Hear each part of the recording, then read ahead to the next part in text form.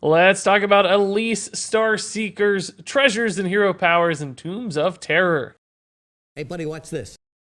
That's right, Elise is almost here for Wing 3 of the Tombs of Terror, and I've got some thoughts here on ranking her hero powers and signature treasures from worst to best. That said, let's jump into it. When it comes to hero powers for Elise, frankly, I don't think any of her 3 hero powers really stand that far above the rest. They all have certain limitations or deck building restrictions that I think limit their real upside. So these are kind of a toss-up. I did rank them here, but I think you'll find, just based on your play style, based on what you're looking to do, what wing you're in, these could vary greatly for their success levels. That said, for the worst here, I've put Elise's Might at the 3rd spot. This one allows you to gain 2 attack or 2 armor, which is certainly fine in the scheme of, traditional Hearthstone hero powers. I just don't think this one has the potential to scale or do anything crazy or really interact with your deck in very big ways. So although it's very consistent and reliable, I think the potential to make it game defining or run defining just isn't there, despite the fact that somehow Elise keeps her glasses on even when she transforms into a saber-tooth tiger there, if you look at the artwork, which is pretty freaking cool. So unfortunately, Elise's Might, again, totally fine. Just for me, a little tiny bit below the rest.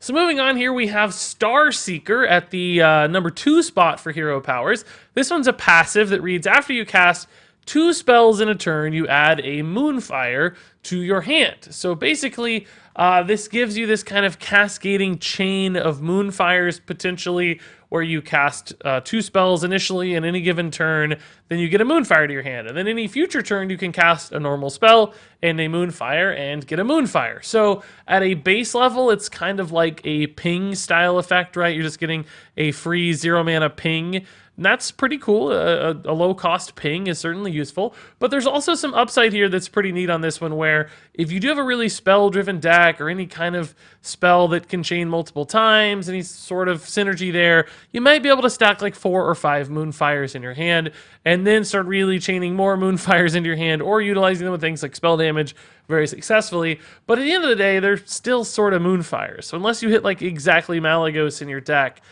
there's still a limit on what these can do. You have to kind of hit the nuts for this to really blow up. But still, even at a base level, you're probably going to get a handful of Moonfires and start chaining Moonfires fairly consistently, maybe every other turn or something, which will add up to a lot of free tempo over time, and that can be a nice thing. So moving on here to Druidic Teaching. This would, I guess, be my best of the hero powers. Again, only barely.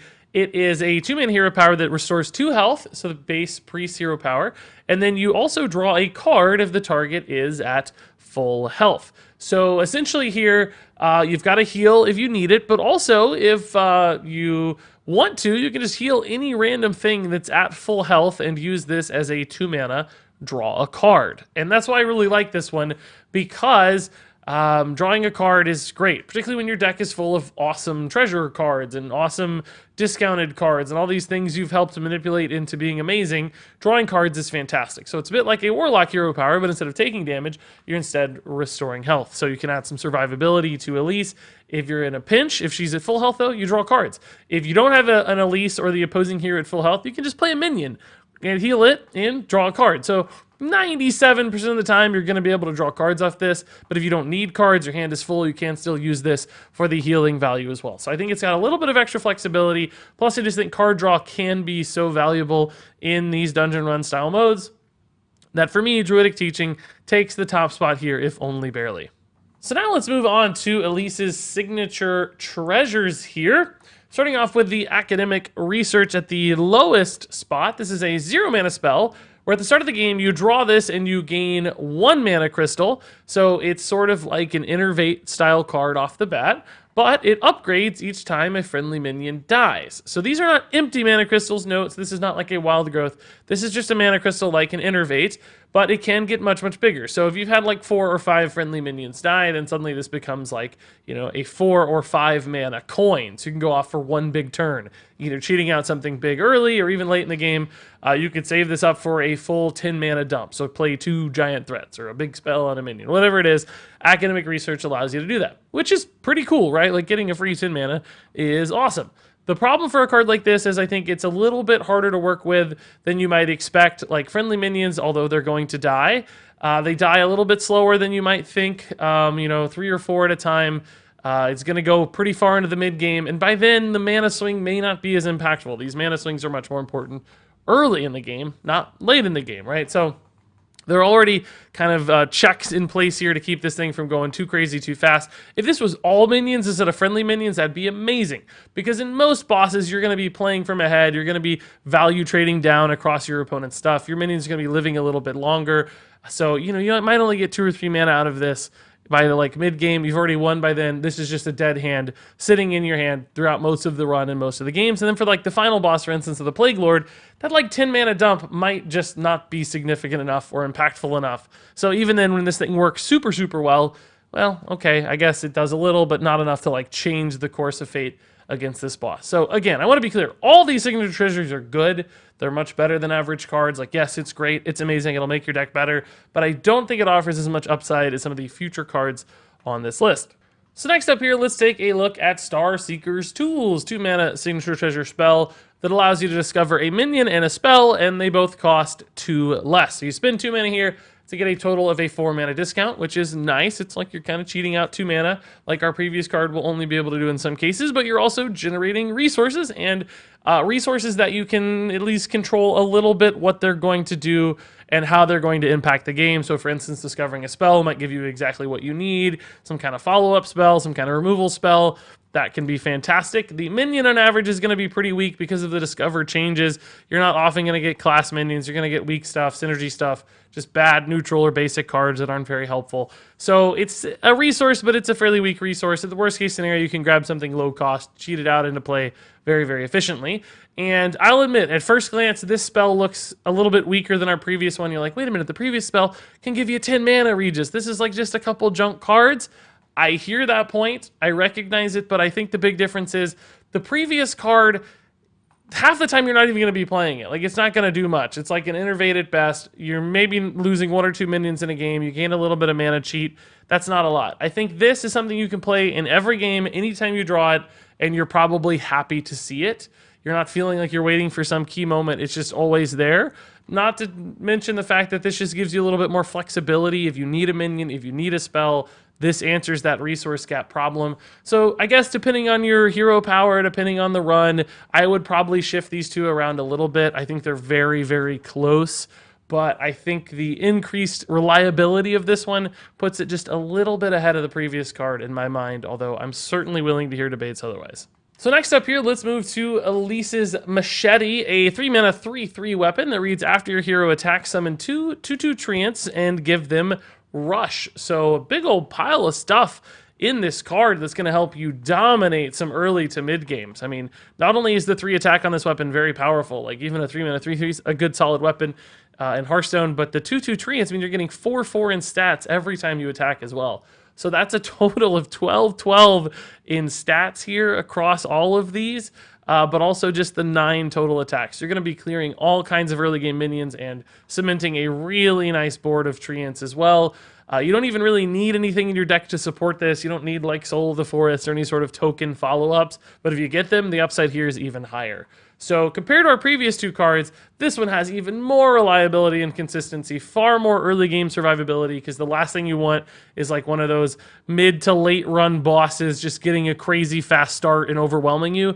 This card completely prevents that. It's also just a bundle of damage and minion summoning if you need it. So all in all, this pumps out stats, reacts to boards incredibly well.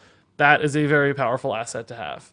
So next up here, let's take a look at the Junior Navigator, a 3 mana 1/5, and of course, you can get a Senior Navigator here as well once you defeat all the wings, so we'll talk about that a little later. This card will upgrade, but for now it reads, whenever you target this minion with a spell, add 2 copies of the spell to your hand. So that's right, if you cast a single Divine Spirit on your Junior Navigator, you are indeed going to get 2 more Divine Spirits immediately added to your hand. And that's just bonkers, right? And it doesn't have to be Divine Spirit, but like Power Word Shields for Priest. Druid has some certainly Mark of the Wild single target stuff as well. So tripling your value basically on all of these single target buffs is absurd. And a lot of the different decks and cards and buckets offered for both Priest and Druid make sense with this sort of card. And not to mention the 1/5 stat line gives us a lot of survivability as well. So even if you like plop this on 3, there's a decent chance it'll survive into the following turn for big crazy opportunities. And then of course big combos with the Divine Spirit Inner Fire stuff is also possible if you can find those for your deck, although they're not mandatory to make a card like this awesome. You could even use this in some pretty sneaky ways as well, like if you have one Shadow Word Pain and you desperately need to kill 2 smaller minions on your opponent's side of the board, you could technically cast a Shadow Word Pain on your Junior Navigator, get 2 Shadow Word Pains back in your hand to cast on your opponent's stuff. So all kinds of cool buffs, shenanigans, silly stuff is possible with this card. That's why I think it's an absolutely amazing option, and certainly you're going to love having this in your deck. So now let's take a look at Staff of Renewal. This is a 7-mana spell that will resurrect 7 friendly minions with the highest cost and give them Taunt. So a wonderfully powerful board reload here, often giving you a full board if you've had 7 things die. It's also going to be a defensively minded board because of that Taunt aspect. And that's pretty cool. And a lot of decks are running, at least 3 or 4 big threats. Those like Lich King, Kel'Thuzad style cards might come back off your Staff of Renewal, which is pretty amazing. The downside for a card like this, I think, is that if you're wanting to play this on curve on turn 7, you might still have some really low game or 1 drops, 2 drops in the pool for Staff of Renewal and not really have any awesome stuff. So this amazing card that you've got in your hand that you drew is kind of average maybe, on turn 7. Maybe you've only had 3 or 4 minions die in the first place. They're not particularly strong minions. Like, yes, you're happy to get them revived and maybe happy to get a defensive taunt wall, but it's probably something your opponent, the boss, can just chip right through or remove anyway. So I think there are some limitations in the scalability of this. And frankly, if you've gotten to the point in the game where you've played like 5 or 6 amazing big threats, your Lich Kings, your Kel'Thuzads, and then you try to resurrect those, like, did you already win? Is the game over? For most bosses, yes. If you've gotten to the point where you're playing those, the game is probably over. For the Plague Lord, I don't know that it'll be a big enough swing or a big enough reload to matter. Seems like they might just chip through it anyway with whatever Cthulhu or something that they have.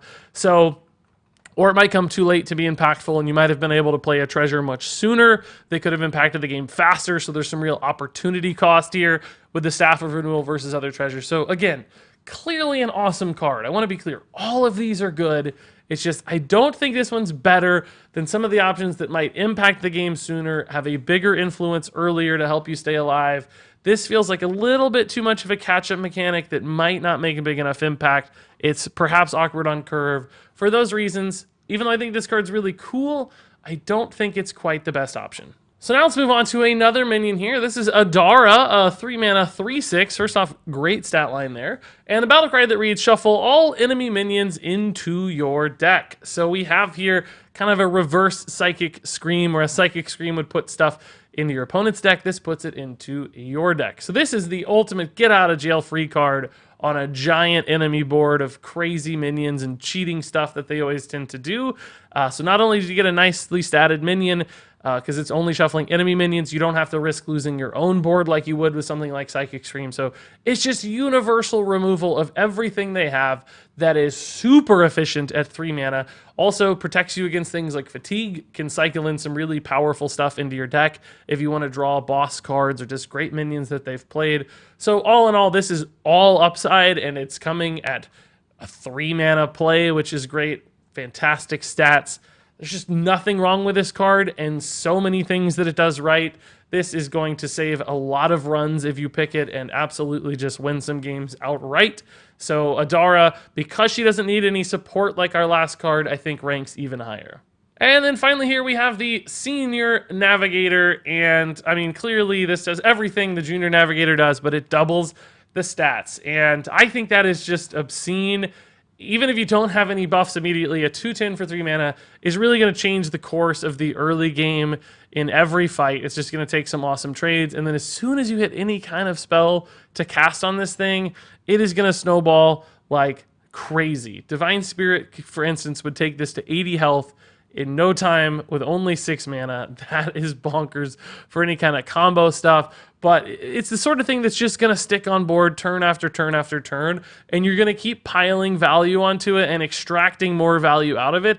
And that's the great thing, right? Is like, even if this is removed from your opposing boss fairly easily, every spell you cast, you're extracting more and more value, because the first Divine Spirit, right, gives you 2 back. The second Divine Spirit gives you 2 back. The third Divine Spirit gives you 2 back. It's a chain that keeps continuing and cascading.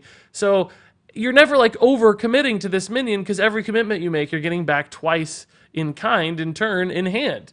So that makes it like the perfect thing to commit to and dump resources into. So yes, I do think the Senior Navigator is better than all these other options, which are some pretty fantastic cards. Trust me, they're all great. Senior Navigator somehow is even better, and that's why it takes my #1 spot. And there you go, guys. Those are my Elise treasures and hero powers ranked from worst to best.